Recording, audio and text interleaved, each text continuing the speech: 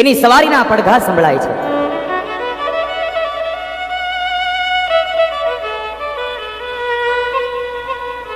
દસમ સ્કંદની શરૂઆત કરીને કનૈયાના વેણુનો નાદ થયો છે. દસમ સ્કંદ એટલે ભગવાનનું હૃદય છે. બરહા પીલમ નટવર વપો કર્ણયો કર્ણિકારમ બિભ્રદવાસ કનક કપિશમ વૈજયંતીં ચ માલા રુદ્રાનવેણોરધર સુધયા પૂરયન ગોપવૃંદે વૃંદારણ્યમ સ્વપદરમણમ પ્રાવિશદ ગીત કીર્તિ રંદ્રાન વેણોરધર સુધયા પૂરયન ગોપવૃંદે. બૃહદવનમાં કૃષ્ણએ વેણુ નાદ કર્યો અને જળ વસ્તુ પણ ચેતન બની જાય. એ કૃષ્ણને વેણુનો નાદ સંભળાય અને કનૈયાની વેણુનો નાદ સાંભળવાનો સમય યુવાની અવસ્થા છે. યુવાની અવસ્થામાં કનૈયાને વેણુનો નાદ સંભળાય એટલે વાસનાના વસ્ત્રો ઉતરી જાય અને મારા કનૈયાના મહારાસમાં મને તમને પ્રવેશ મળી જાય. એ કૃષ્ણના મહારાસમાં જવાની વાત છે. દસમ સ્કંદની શરૂઆત થઈ અને ચોથા દિવસનો સંધ્યા કાળ છે. પરીક્ષિત મહારાજે રાજા પરીક્ષિતે પ્રશ્ન કર્યો, બાપજી મેં સાંભળ્યું હતું કે અમારા દાદાઓની સાથે કોઈ દ્વારિકાવાળા કૃષ્ણ હતા. એ કૃષ્ણની કથા મને કહો ને, મારે કૃષ્ણની કથાને સાંભળવી છે. સુખદેવજી મહારાજ કહે છે કે હા રાજા, દ્વારિકાવાળા ભગવાન કૃષ્ણ તમારા દાદાઓની સાથે હતા. તો બાપજી મને મારા ઠાકોરની કથા કહો. રાજા 4 દિવસની આજ તે જળપાન પણ કર્યું નથી. જો તને ભૂખ લાગી હોય તો ફળ આહાર કરી લે અને તને તરસ લાગી હોય તો જલપાન કરી લે, પછી હું તને ઠાકોરની કથા સંભળાવું. અને ત્યારે ગંગાના દક્ષિણ કિનારે પરીક્ષિત મહારાજ કહે છે કે બાપજી, જે જગ્યાએ કથાપાન મળતું હોય ત્યાં જલપાનની શું જરૂર છે? મારે જળ નથી પીવું, પણ મને મારા ઠાકોરની કથા સંભળાવો, મને મારા કનૈયાની કથા સંભળાવો. આ નિષ્ઠાને જોઈ અને સુખદેવ કહે છે કે રાજા, હું તારા ઉપર ખૂબ પ્રસન્ન થયો કે તને ભગવાન પ્રત્યેની આટલી ભાવનાઓ છે, ભગવાનની કથાઓમાં આટલો પ્રેમ છે, આટલી રતિ છે તને. હું ખૂબ પ્રસન્ન થયો. સાંભળ, મથુરાની અંદર દેવક પુત્રી દેવકીના લગ્ન વસુદેવજી મહારાજ સાથે થાય છે. જે બ્રહ્મ દેવકીના ઉદરથી જન્મ લેવાના છે એ દેવકીના લગ્ન વસુદેવજી મહારાજ સાથે થયા. ખૂબ દાયજો અપાયો, દીકરીનું દાન દેવાયું. જ્યારે દીકરી વિદાય થાય છે એ સમયે બરાબર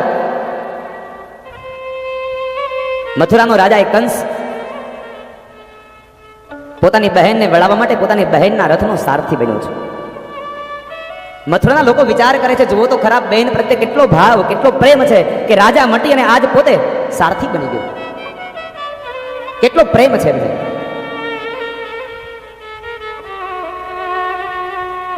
ખૂબ લોકોએ એમને અભિનંદન આપ્યા, ખૂબ એમની પ્રશંસા કરી છે. રથ તૈયાર થયો અને રથ નીકળે છે. જ્યાં બહેનને મૂકવા જાય ને માર્ગમાં રથ પહોંચ્યો, ભગવાનને થયું કે મારે જે માના ઉદરથી જન્મ લેવો એ જ મારી માના રથનો સારથી આ દુષ્ટ કંસ ન હોઈ શકે.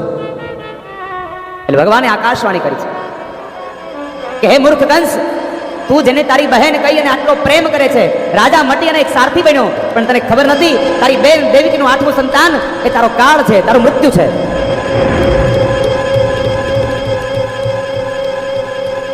આકાશવાણીના વચનોને સાંભળીને એ જ સમયે ઘોડાના લગામ ખેંચીને રથને ઉભો રાખ્યો. પોતે નીચે ઉતર્યો, પોતાની બહેન દેવકીના વાળ પકડીને નીચે ઉતારી છે.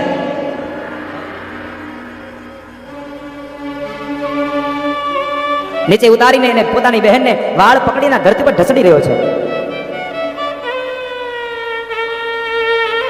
બહેન દેવકી કહે છે કે ભાઈ શું કરે છે તું? આ બહેનને એક પણ વાત ન સમજ્યો, ન માન્યો. અંતે કંસને વિચાર આવ્યો કે મારું મૃત્યુ આના 8મા સંતાનથી છે ને, લાવે કામ કરું, દેવકીને જ મારી નાખું, જેથી કરીને 8મું સંતાન આવે જ નહીં. માં ન હોય તો દીકરો ક્યાંથી જન્મે? લાવ આને જ મારી નાખો. ખડગને કાઢીને જ્યાં મારવા તૈયાર થાય ત્યાં વસુદેવજી મહારાજ આવીને હાથ પકડ્યો છે. મહારાજ શું કરો છો? એક સ્ત્રી હત્યાનું પાપ, એમાં પણ આ તમારી બહેન છે, આને મારશો? કંસ કહે છે કે વસુદેવજી મહારાજ, તમે આકાશવાણીના વચનો ન સાંભળ્યા? આના આઠમા સંતાનથી મારું મૃત્યુ છે, માટે આને મારી નાખીશ. વસુદેવજી મહારાજ કહે છે કે મહારાજ,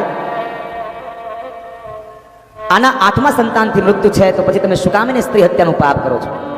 હું તમને વચન આપું છું કે મારા સંસાર વાટિકામાં જેટલા પણ બાળકો થશે એ બધા જ બાળકો હું તમને આપી દઈશ, પણ તમે તમારી બહેન દેવકીને ન મારો.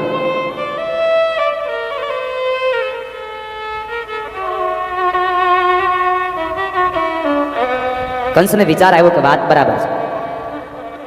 પોતાની તલવારને મ્યાન કરી અને ભાગવતકાર કહે છે કે વસુદેવ અને દેવકીને પોતાના કારાવાસની અંદર કેદ કર્યા છે.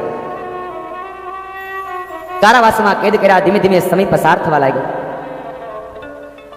સમય પસાર થયો બરાબર સંસાર વાટિકામાં પ્રથમ પુષ્પ, પેલું બાળક આવ્યું છે.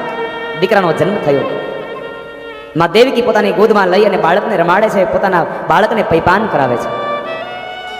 થોડો સમય થયો એટલે વસુદેવજી મહારાજ કહે છે કે દેવી, બાળકને લાવો. મેં વચન આપ્યું છે કે હું મારા તમામ બાળકો કંસને તમારા હાથમાં આપીશ. લાવો, આ બાળકને કંસને આપવાનું છે. દેવકીની આંખમાંથી અશ્રુ નીકળાને કહે છે કે પતિદેવ, હજી તો મારું આ પેલું બાળક છે, આને તમે આપી દેશો તો મને દીકરા વગરની શું કામ બનાવો છો? એનું મૃત્યુ તો મારા આઠમા સંતાનથી છે, છતાં તમે આને શું કામ આપો છો? વસુદેવજી મહારાજ કહે છે દેવી, જે વચન આપ્યું એ વચન પાળવું જ રહ્યું.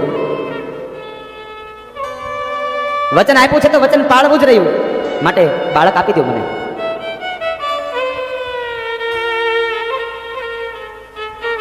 દેવકીના હાથમાંથી બાળકને લઈ અને વસુદેવજી મહારાજ જાય છે કંસ પાસે. લો મહારાજ, અમારા સંસાર વાટિકાનું પ્રથમ પુષ્પ, પેલું બાળક તમારા હાથમાં. બાળકને હાથમાં લઈ અને કંસ વિચાર કરે છે, આ તો પેલું છે, મારું મૃત્યુ તો આઠમાંથી છે, તો આને શું કામ મારું? આને મારીને હું બાળ હત્યાનો અધિકારી શું કામ બનું? એ જ સમયે વસુદેવજી મહારાજ કહે છે, મહારાજ આપને ખોટું ન લાગે તો એક વાત કહું, આ તમારો ભાણેજ છે અને આ તો હજી અમારું પેલું બાળક છે, અને આકાશવાણીના વચનો હતા તમારું મૃત્યુ આઠમા સંતાનથી, આને મારી અને બાળ હત્યાના અધિકારી શું કામ બનો છો? આ વાતને સમજી અને કંસે બાળકને પાછું આપી દીધું. વસુદેવજી મહારાજ લઈને આવ્યા છે. દેવકીના હાથમાં બાળકને આપ્યું અને આ બાજુ દેવર્ષિ નારદને ખબર પડી કે કંસ મીંડો પુણ્ય કરવા. હવે જો કંસ પુણ્ય કરે તો પાપનો ઘડો ભરાય નહીં, અને પાપનો ઘડો ભરાય નહીં તો કૃષ્ણ આવે નહીં. હવે શું કરવું? બીજા દિવસનો સૂર્ય ઉદય થયો અને દેવર્ષિ નારદ આવ્યા છે. નારદ આવ્યા એટલે કંસે વંદન કરીને બાપજીને બેહાડ્યા, પધારો બાપજી. નારદે ક્ષેમ કુશળ પૂછ્યા છે. કંસ બધું મજામાં છે ને? અરે બાપજી, તમારા આશીર્વાદથી બધું જ ક્ષેમ કુશળ છે. નારદ કહે છે, શું ક્ષેમ કુશળ હોય? ખાક, તારી માથે મોતના નગારા વાગે અને તું એમ કહે છે બધું ક્ષેમ કુશળ છે? આકાશવાણીના વચનો ભૂલી ગયો? નહીં મહારાજ, મને બરાબર યાદ છે, પણ હજી તો એનું પેલું બાળક છે અને આકાશવાણીના વચનો છે કે મારું મૃત્યુ આઠમા સંતાનથી, તું પેલા બાળકને મારી અને શું કામ બાળ હત્યાનો અધિકારી બને? નારદ કહે છે, તું મહામૂર્ખ છે. આકાશવાણીના વચનો શું હતા? આઠમા સંતાનથી મૃત્યુ. ક્યાંથી આઠમું? પહેલેથી, બીજેથી, ત્રીજેથી, છેલ્લેથી, વચમાંથી, ક્યાંથી? કંસ કહે છે, બાપજી તમારી વાત ન સમજો. એક ફૂલ મગાવ્યું, 8 પાખડીઓ રખાવી, એક પાખડી પર હાથ રાખી આંગળી રાખીને કહે છે ગણ, આમાંથી આઠમી કઈ? વળી પાછી બીજી પાંખડી, ત્રીજી પાંખડી, બધી જ પાંખડીઓ પર આંગળી રખાવી અને કંસને એવો ભ્રમિત બનાવ્યો. કંસ કહે છે, મહારાજ તમે એમ કહો છો કે હું આ બાળકને મારી નાખું? નારદ કહે છે, ભાઈ હું એવું નથી કહેતો કે તું બાળકને માર, હું તો તને ખાલી આકાશવાણીના વચનોનો અર્થ સમજાવવા આવ્યો હતો, તારે જે કરવું હોય તે, હું ચાલ્યો. નારદજી નીકળી ગયા.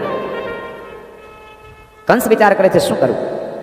અંતમાં વિચાર આવ્યો કે મારા માથા પર મારે કોઈ ભય નથી રાખવો. એકદમ દોડતો આવે છે કારાવાસમાં. દેવકીને કહે છે કે લાવ દેવકી, તારા બાળકને મને આપી દે. દેવકીએ ખૂબ હાજીજી કર્યા છે કે ભાઈ આ તારો ભાણેજ છે, તને શું મારશે? અને આ તો હજી પેલું બાળક છે, શું મારવાનો હતો? તારું મૃત્યુ તો આઠમાંથી છે. પણ કંસ ન માન્યો અને અંતે દેવકીના હાથમાંથી બાળકને ઝૂંટવી લઈ અને મથુરાના કારાવાસમાં વસુદેવ અને દેવકીની સામે એ નવજાત શિશુને દિવાલમાં પછાડી અને મોતને ઘાટ ઉતાર્યા છે. દેવકી અતિ કલ્પાંત કર્યું છે. ભાગવતકાર કહે છે આમ સમય વ્યતીત થવા લાગ્યો. આમ કરતા કરતા 6 બાળકોને કંસે માર્યા છે. કારાવાસની જે પણ દિવાલમાં નજર કરે ત્યાં નાના એવા બાળકોના લોહીથી એ દિવાલ ચિતરાયેલી દે અને ચિતરાયેલી દિવાલને જોઈ અને વસુદેવ અને દેવકી સતત રડ્યા કરે છે.